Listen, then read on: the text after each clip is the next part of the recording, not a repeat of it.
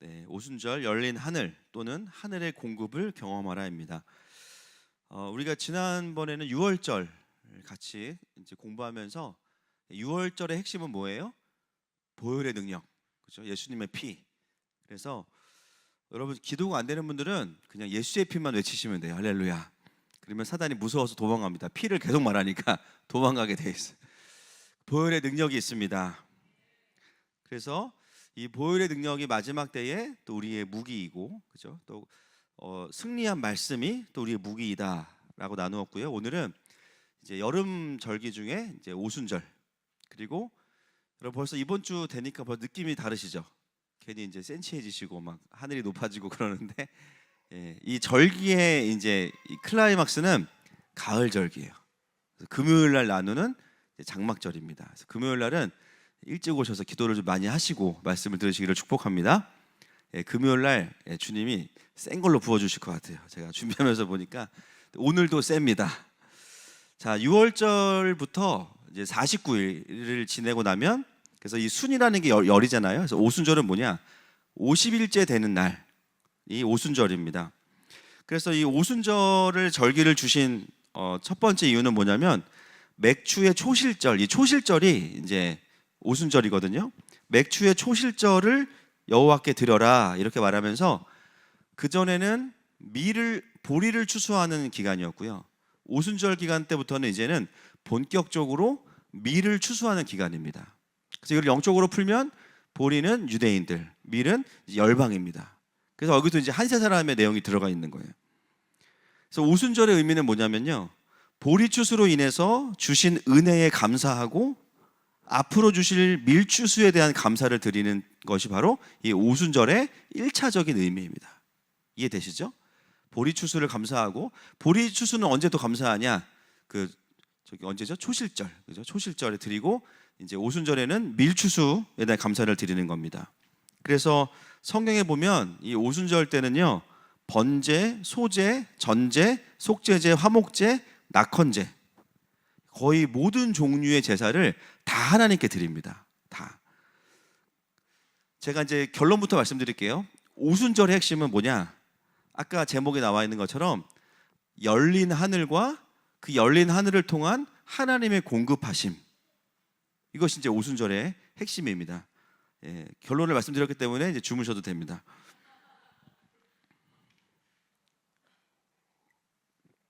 그래서 이 농사와 관련이 항상 있어요. 농부들이 아무리 열심히 농사를 지어도 하나님께서 하늘을 열어서 비를 주시지 않으면 결실이 맺히지 않는 거예요. 그래서 이거를 카피한 우상이 누굽니까? 바알과 아세라입니다. 농경의 신이라고 하죠. 항상 하나님의 성품은 짝퉁 우상이 같이 있어요.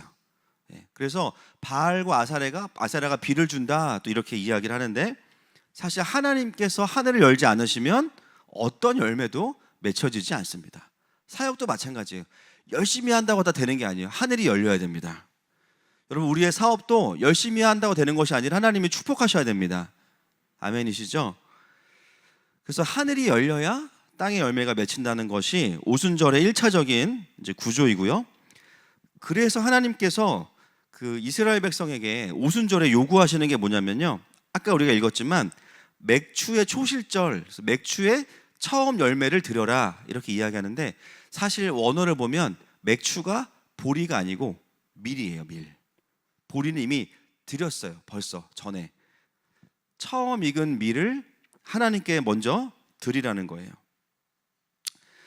출애굽기 23장 16절 말씀 같이 보겠습니다. 16절입니다. 23장 16절 없나요 혹시? 네.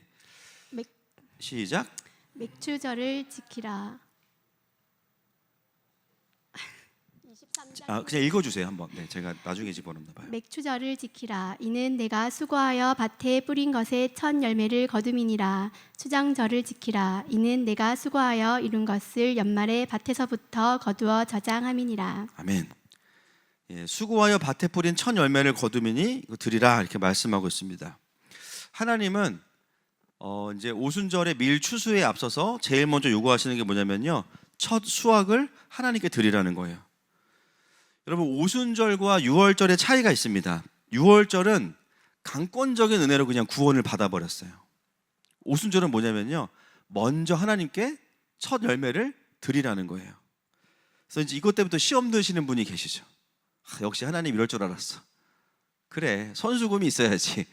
기브앤테이크 아니겠어. 주님도 얼마나 많은 재정이 필요하시겠냐. 그러면서 이제 그래, 먼저 달라는 거구나. 지금 우리랑 거래하시자고 하는 거구나. 여러분, 오늘 가장 중요한 부분이 여기입니다. 이 부분에 아주 중요한 이제 하늘의 공급 원리가 담겨져 있고요.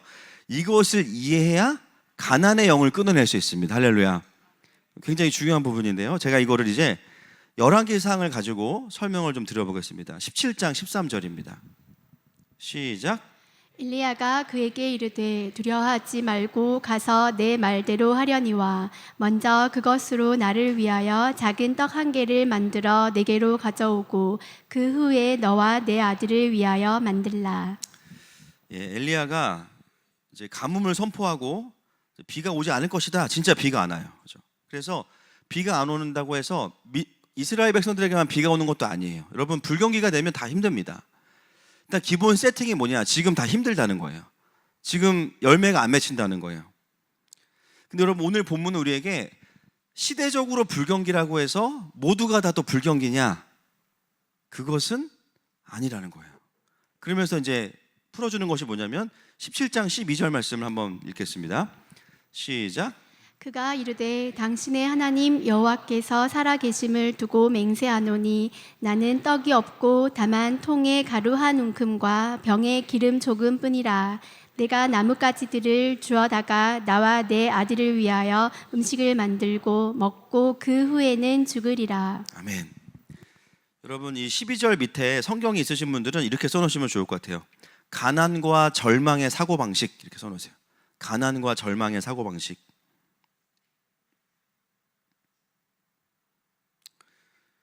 지금 엘리야는 이 과부가 그 누구보다 가난하고 이제 마지막 남은 밀 조금과 기름으로 이제 떡을 해먹고 죽을 거라는 걸 알고 있거든요.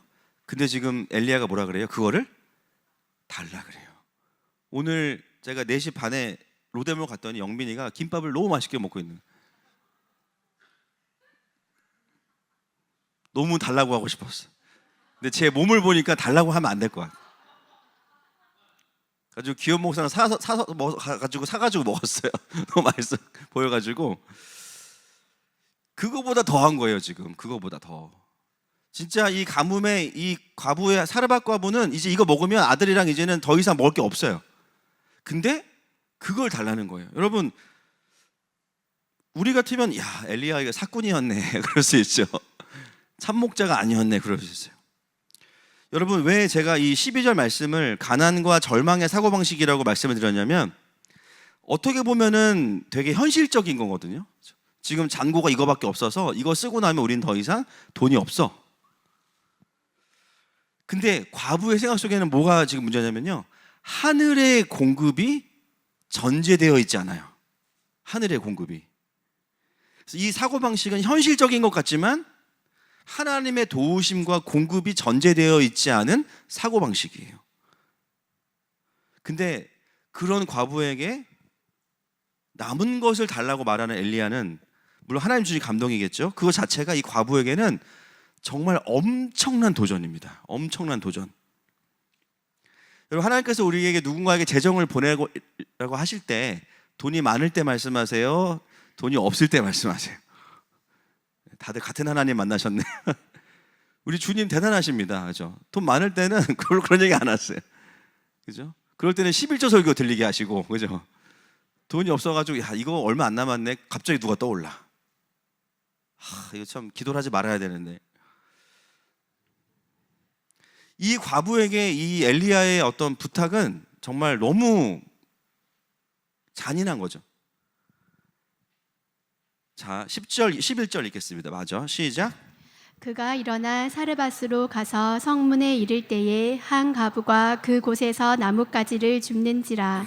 이에 불러 이르되 청하건대 그릇에 물을 조금 가져다가 내가 마시게 하라. 그가 가지러 갈 때에 엘리야가 그를 불러 이르되 청하건대 내 손에 떡 한 조각을 내게로 가져오라. 자, 그리고 나서 이제 엘리야가 어떻게 합니까? 14절, 16절까지 보겠습니다. 시작.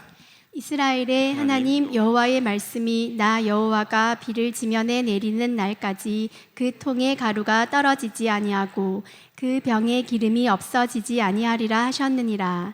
그가 가서 엘리야의 말대로 하였더니 그와 엘리야와 그의 식구가 여러 날 먹었으나 여호와께서 엘리야를 통하여 하신 말씀같이 통의 가루가 떨어지지 아니하고 병의 기름이 없어지지 아니하니라. 여러분, 이 사르밧은 어떤 지역이냐면요, 바알을 섬기는 본거지입니다. 하나님은 그 본거지에 엘리야를 보내신 거예요. 도장 깨게 하러. 아무리 바알에게 제사해도 비를 내려주지 않아요. 참신은 하나님이시니까. 아무리 바알에게 제사 드려도 하늘이 열리지 않아요. 근데 거기에 다 죽어가는 과부의 한 가정에 하나님께서 하나님의 선지자를 보내셨어요. 그리고 마지막 남은 그 한 움큼의 밀과 기름을 아예 다 가져가셨어요. 그 다음에 어떻게 하셨어요? 채우셨어요. 하나님이 이기신 거죠. 언제까지? 비가 올 때까지. 여기서 나온 사자성어 있습니다. 무한 리필. 여러분, 불경기라고 해서 다 어려울 수 있거든요. 꼭 그런 것도 아니에요. 꼭 그런 것도 아닙니다. 하나님은 하나님의 백성의 하늘을 열어주시는 하나님이십니다. 여러분, 우리가 이 부분이 너무 중요해요. 그러면 먼저 좀 드려야 되는 겁니까? 선수금을 드려야 되는 겁니까? 여러분, 그게 아니에요. 이 과부에게 달라고 하신 그 남은 밀가루와 기름 한 병은 뭐겠습니까? 그 과부의 가짜 소망입니다. 가짜 소망. 가짜 위로. 그의 한계. 난 여기까지야. 나의 한계는 여기까지야. 나의 절망. 그걸 드린다는 건 뭐예요? 드리고 나면 이제 하나님이 주실 것을 기대하고 소망하는 것으로 채워지는 거예요. 여러분, 하나님은 우리가 뭔가 좋은 거 생기면 막 시기 질투 나셔가지고 그거 나 줄래? 막 갤럭시 이번에 폴드 6 나 줄래? 그런 분이 아니시라는 거예요. 하나님이 달라고 하는, 물론 우리가 하나님께 좋은 것을 드려야 됩니다. 그것은 별개의 문제예요. 오늘 이 본문을 푸는 것은 뭐냐면, 우리에게 먼저 달라고 하시는 게 뭐냐면, 내가 갖고 있는 가짜 소망과 가짜 의지들을 하나님께 달라는 거예요. 그러면 진짜 소망으로 채워주신다는 거예요. 잠언 11장 24절 말씀 같이 보겠습니다. 시작. 흩어 구제하여도 더욱 부하게 되는 일이 있나니 과도히 아껴도 가난하게 될 뿐이니라. 여러분, 아끼면 잘 살아야 되잖아요. 근데 과도히 아꼈는데 가난하게 된다는 거예요. 근데 이 잠언의 맥락이 뭐냐면, 이 앞에 구절은 의인에 대한 이야기를 하고요, 25절에는 구제를 좋아하는 자는 풍족하여질 것이요 남을 윤택하게 하는 자는 자기도 윤택하여지리라. 없는데 구제하고 나를 위해 쓰지 말고 남을 윤택하게 하면 너도 윤택해질 거야. 그런데 과도히 아끼지 가난해질 거야. 여러분, 이게 뭡니까? 하나님의 뜻대로 사는 자는, 하나님의 부르심을 따라 사는 자는 풍족해진다는 거예요. 이거는 기복신앙이 아니고요, 하늘의 공급 원리입니다. 뭐 저축하지 말고 낭비해라, 그 말이 아니에요. 하나님의 사람들은 어떤 모습이든지 간에 하나님께서 공급하시는 것으로 풍성히 살아가는 사람들이라는 겁니다. 제가 오늘 이 메시지를 준비하면서 희한하게 저는 원래 오순절에 더 다른 부분을 준비했거든요. 근데 하나님께서 자꾸만 재정으로 이거를 몰고 가시는 거예요. 다른 쪽으로 가려고 그러면 재정으로. 오늘 보니까 재정이 묶인 분들이 한 6분 계신 것 같아요. 풀릴지어다. 여러분, 가난의 영의 목표는 우리를 가난하게 만드는 게 아닙니다. 하나님을 신뢰하지 못하게 만드는 게 목표예요. 여러분, 사단의 목표는 그냥 우리를 망가뜨리는 게 목표가 아니에요. 하나님과의 관계를 끊어놓는 거예요. 여러분, 왜 상처를 줘요? 상처가 들어오잖아요. 관계가 끊어지잖아요. 하나님께 원망하게 돼요. 그러니까 사단의 궁극적인 목표는 뭐냐? 뭐가 됐든지 간에 하나님하고만 끊어지면 돼. 이 사람에게 가장 잘 어필될 수 있는 걸 사용하자. 염려, 어떤 사람 두려움, 관계가 끊어지는 거, 상처, 거절감, 낙심, 재정적인 압박, 방법은 다양합니다. 목표는 하나예요. 하나님과의 연합을 깨트리는 겁니다.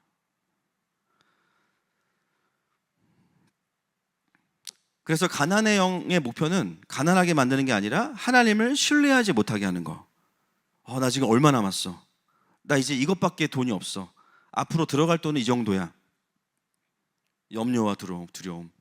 그 깊은 마음에는 뭐냐면 나에게 공급하시는 하나님에 대한 신뢰를 흔드는 게 가난의 영의 목표입니다. 여러분, 우리가 사르밧 과부는 사실 하나님을 모르는 과부였기 때문에 그렇게 반응하진 않았지만, 여러분들이 사르밧 과부라고 생각해 보세요. 어떤 자매들만 부러워하시네. 과부 좋겠다 그러고 계시는데, 사르밧 과부, 그 과부가 중요한 게 아니고 지금 그 상황 어떻게 반응하시겠습니까? 우리는 일단 우리도 좀 쫄리죠. 쫄려. 이 정도까지 몰리면 쫄려요. 그죠? 근데 우리가 어떤 마음이 있어요? 내가 굶으면 누가 속상할까? 주님이 속상하시겠지. 내 자녀가 굶으면 누가 속상할까? 맡기신 분이 속상하시겠지. 여러분, 재정의 압박이 올 때는요, 돌파하는 길이 하나밖에 없어요. 더 부르심의 자리로 가는 거예요. 제가 옛날에 재정 강의하면서 한참 이제 뭐 왕의 재정이다, 막 재정 강의가 막 장안의 화제가 될 때 제가 그 설교한 적이 있는데, 재정의 핵심은 돈을 관리를 잘해서 불리는 게 아니라 그렇게 될지어다. 그러나 그게 핵심이 아니라 부르심이라고요. 부르심. 먼저 그의 나라와 의를 구하라. 그리하면 이 모든 것을 너희에게 홈플러스 더하시리라. 그죠? 그래서 재정을 뚫을 수 있는 유일한 건 뭐냐면 부르심밖에 없어요. 뭔가 하나님 나에게 더 부르시기 가까이 가라고 말씀하시는구나. 그 원리가 그대로 적용이 되는 거죠. 여러분, 우리가 부르심을 따라가고 있고 하나님의 공급하심을 인정한다면 하나님은 우리를 계속해서 먹이실 겁니다. 아멘. 사르밧 과부의 그 도시락 하나도 안 되는 빵 하나, 그죠? 그거 밀 요만큼 뭘 만들겠어요, 여러분? 그거 코로 드시면 다 드실 건 양인데, 그죠? 그거 베이글 하나 드렸는데 수년 동안 끊어지지 않는 거예요. 여러분, 여기서 우리가 하나님 역시 선수금을 받으셔야 일하시는구나, 그게 아니죠. 이 아무것도 아닌 걸 드렸는데 이렇게 많이 채워주시네. 우리 하나님은 흔들고 넘치고 채워주시는 하나님이십니다. 오늘 우리 가운데 하나님을 신뢰하지 못하게 하고 움츠러들게 하는 가난의 영은 끊어질지어다. 그래서 하나님은 우리에게 먼저 달라고 하시는 거예요. 그래서 다 들여보는 경험이 진짜 좋아요. 제가 청년들 집회할 때 하는 말이 있습니다. 청년 때 다 들여봐야 된다. 이유는 아시죠? 가진 게 없어요. 다 드릴게요. 9,800원. 아싸. 이거 지금 안 하면 나중에 50대 60대 돼서 막 집 35평 막 나의 모습 나의 소유. 콘티에 없어요. 그런 찬양은 주님께 드리고 없어. 자식 못 드려, 차 못 드려, 벤츠 못 드려, 막, 그죠? 다 드려보는 경험은 정말 중요해요. 청년 때 해볼 수 있는 거죠. 선교 6개월씩 막 나갔다 오는 거죠. 가진 게 없어. 오히려 나가면 거기서 먹고 사는 거예요. 할렐루야. 많이 먹어서 좀 미안한데, 그죠? 다 드려보는 경험을 하는 거예요. 여러분, 하나님은 이제 본격적인 밀 추수를 앞에 두고 먼저 수확한 그 약간의 첫 열매를 하나님께 드리라고 말씀하시는 거예요. 그것은 단순히 밀을 드리는 게 아니라 내 안의 염려와 내 안의 두려움을 드리는 겁니다. 그리고 다 드려보면 이제 진짜 하나님을 기대하고 신뢰하게 돼 있어요. 그래서 신앙생활은 따라합시다. 올인이다. 올인이에요. 올인. 어떤 분들이 신앙생활 잘 못하냐? 걸치는 분들. 그렇죠? 막 다 드린 것 같지만 사실은 플랜 B, 플랜 C, 플랜 D 막 다 있어요. 하나님은 우리가 드리는 그 신뢰를 받으시고 하늘을 여신다는 거예요. 그래서 이 첫 것을 드리는 것은 뭐냐면요, 이 자체가 경배입니다. 경배예요. 여러분, 아버지 이름이 높임을 받으실 때 그분의 나라가 임합니다. 그게 우리가 늘 외우는 주기도문이죠. 그분의 이름이 거룩히 여김을 받으시면 하나님의 나라가 임하는 거예요. 그게 뭐예요? 하늘이 열린다는 거예요. 하늘이 열리면 그냥 열린 하늘만 있어요? 아, 높다 맑다. 그분의 군대와 그분의 공급하심이 내려옵니다. 그래서 오순절을 우리에게 절기로 주신 거예요. 여러분, 하나님께서 하늘마음교회에 정말 도약의 시즌을 주셨습니다. 아멘이십니까? 그 말은 뭐냐면 새로운 하늘이 열리고 있다는 거예요. 여러분, 지난 힘든 시간을 보내면서 내 안에 쌓여있는 마음들, 그동안 교회 지킨다고 나를 돌보지 않고 왔던 시간들, 근데 그 시간이 끝나고 나니까 막상 좋을 줄 알았는데 올라오는 여러 가지 마음들, 그죠? 두려움, 원망, 또 미움, 무기력, 또 제가 미우신 분들도 계실 거예요. 열심히 하겠습니다. 열심히 하고 있잖아요, 지금 제가 밤낮으로. 더 열심히 하겠습니다. 때로는 또 우리의 한계를 바라보면서 이제 우리가 전처럼 뭔가 할 수 있을까? 재정도 어려워진 것 같고 뭔가 힘든 것 같은데, 이게 뭐예요? 기대하지 못하는 마음들이죠. 여러분, 이미 공동체의 하늘은 열렸거든요. 열렸습니다. 내 하늘이 왜 안 열렸냐? 내 거 안 드린 거예요. 지금 공동체는 열렸어. 여러분, 잘못했다고 제가 책망하는 게 아니라 드리시라고요.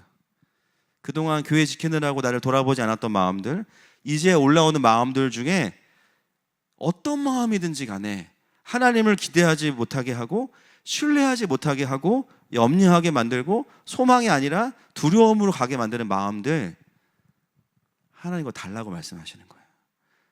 여러분, 예배 때마다 안 보이세요? 하나님의 손이? 여러분들한테 오셔가지고 달라고 계속 하시는데 우리는 이렇게 헌금만 드리고 있어. 그죠? 마음을 드려야 되는데.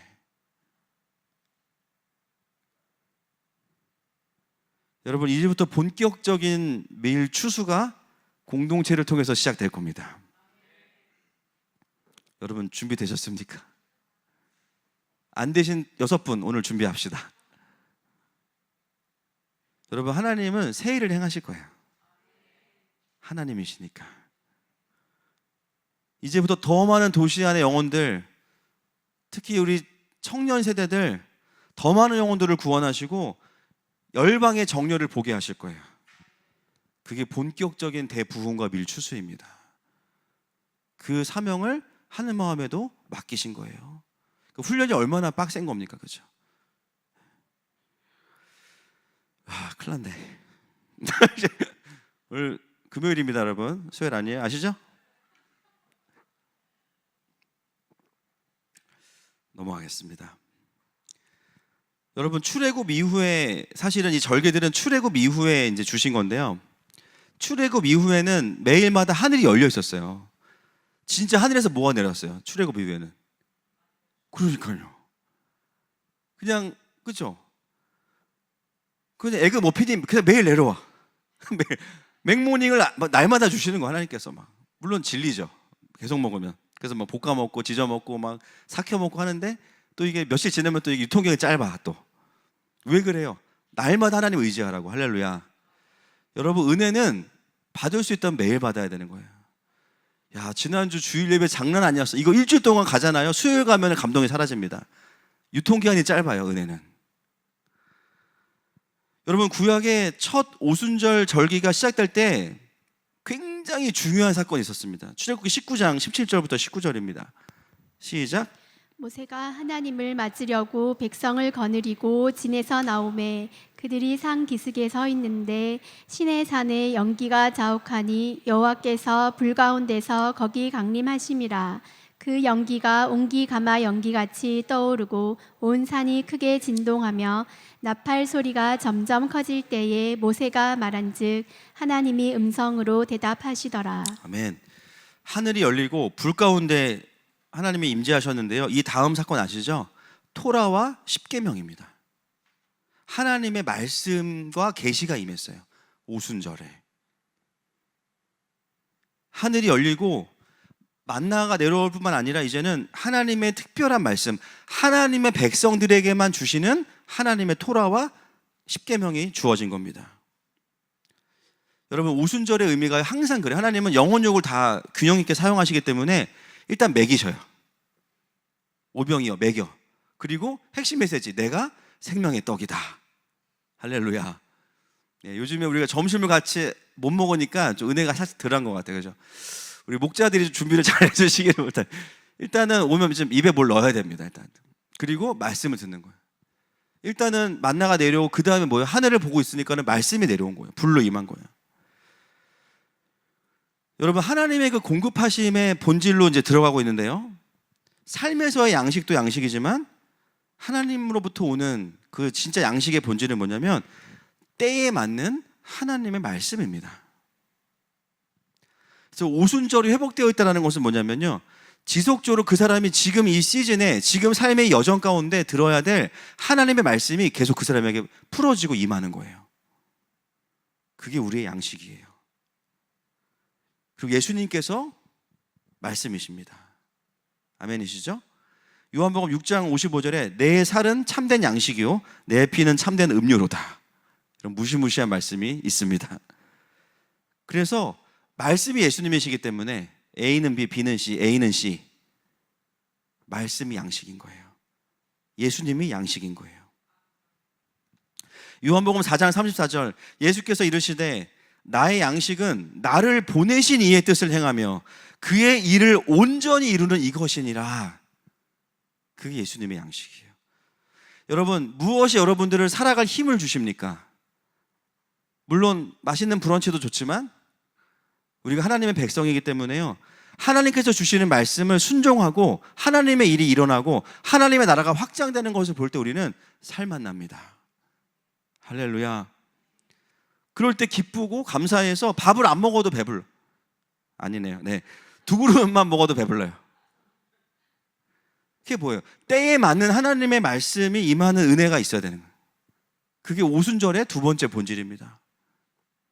자, 빨리 넘어가겠습니다. 신약으로 넘어오면서 초대교회의 오순절에 중요한 성령 강림 사건이 있었죠. 근데 그 전에 한 가지 더 봐야 되겠어요. 예수님의 오순절입니다. 제가 이제 닉네임을 예수님의 오순절이라고 붙였는데 마태복음 4장 1절과 2절 말씀 보겠습니다. 시작. 그때에 예수께서 성령에게 이끌리어 마귀에게 시험을 받으러 광야로 가사 40일을 밤낮으로 금식하신 후에 줄이신지라. 딱 이때가 오순절 뭐 그건 아니지만 이 모티브 자체가 굉장히 오순절과 비슷합니다. 광야로 이끄셔서 차이점이 있어요. 뭐냐면 40일을 금식하셨어요. 그러니까 1차적인 양식은 패스. 확실히 예수님과 우리는 훈련의 클래스가 다른 것 같아요. 우리는 밥 하루만 안 주면 막 그죠, 주님 안 계시고 막 그런데 예수님은 40일을 그냥 통으로 금식하시면서, 여러분, 예수님이 하늘이 닫혀 계셨던 게 아닙니다. 그죠? 일부러 세례를 받으신 이때부터 하늘이 열렸고 하늘의 물리적인 공급 자체를 일단 받지 않으셨어요. 대신에 뭐냐? 말씀을 계속 드신 거예요. 하나님과 교제하면서. 그래서 사단이 처음 하는 시험이 뭐냐?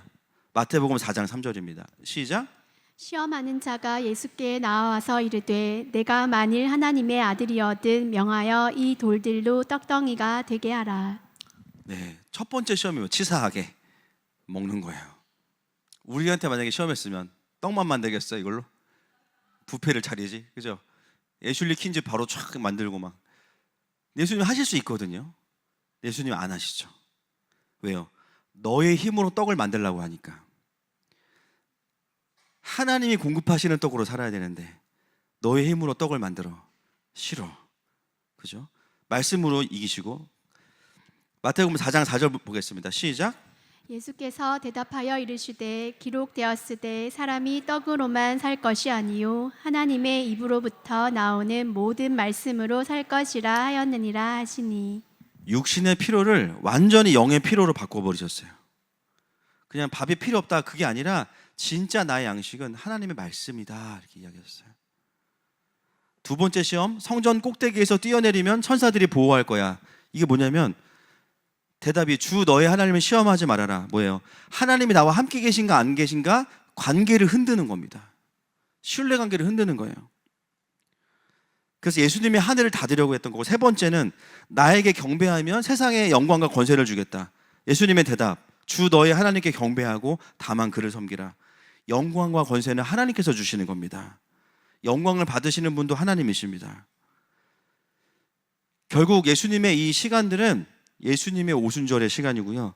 이 사건이 끝나고 나서부터 예수님은 완전한 능력과 강력한 이제 말씀으로 사람들을 살리고 구원하시기 시작하신 거예요. 그리고 나서 우리가 알고 있는 사도행전의 오순절 사건이 있죠. 사도행전 2장 1절부터 4절입니다. 시작. 오순절 날이 이미 이름에 그들이 다 같이 한 곳에 모였더니 호련히 하늘로부터 급하고 강한 바람 같은 소리가 있어 그들이 앉은 온 집에 가득하며 마치 불의 혀처럼 갈라지는 것들이 그들에게 보여 각 사람 위에 하나씩 임하여 있더니 그들이 다 성령의 충만함을 받고 성령이 말하게 하심을 따라 다른 언어들로 말하기를 시작하니라. 아멘. 여러분, 이 사건은 완전히 오순절 구조입니다. 처음 드린 열매가 뭐였냐? 120명의 제자들이에요. 그 시간들을 기다리면서, 그죠? 기도로 자신들이 먼저 자신들을 헌신했어요. 그리고 시간이 찼을 때 어떻게 됐습니까? 하늘이 열리고 교회에 성령께서 임하셨습니다.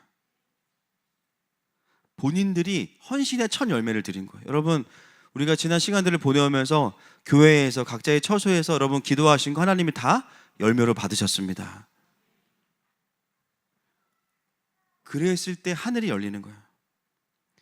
예수님께서 복음 사건을 완성하시고 부활하신 이후에 맞게 되는 첫 오순절, 성령께서 임하신 거죠.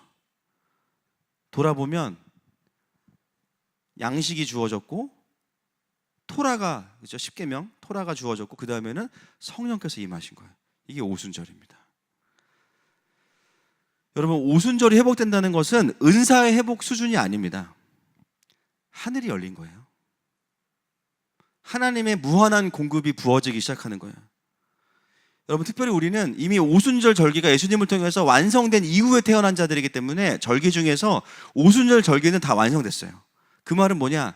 이미 열린 하늘 아래에서 교회는 사역을 하고 있다는 거예요. 믿는 자들이라면 때에 맞는 하나님의 말씀이 주어지고 성령의 권능으로 사람들을 살리고 필요한 것을 공급받으면서 사역할 수 있는 하나님의 그 마지막 때가 열렸습니다. 근데 왜 누리지 못하냐? 안 드리는 거예요. 첫 것을 믿지 않는 거예요. 그걸 받아들이지 않는 거예요. 성령님은 인정하지만 성령의 역사는 인정하지 않아. 이상해요, 이게. 성경은 인정하는데 성령님은 인정하지 않아. 그건 성경을 부정하는 거거든요. 하나님의 창조는 믿지만 마지막 때는 안 믿어. 요 틀 안에 딱 가둬놔요. 무슨 주의 안에 가둬놓고 요 안에서만 신앙생활해. 지금 하나님이 여기 계시는데 요 안에서만 신앙생활해.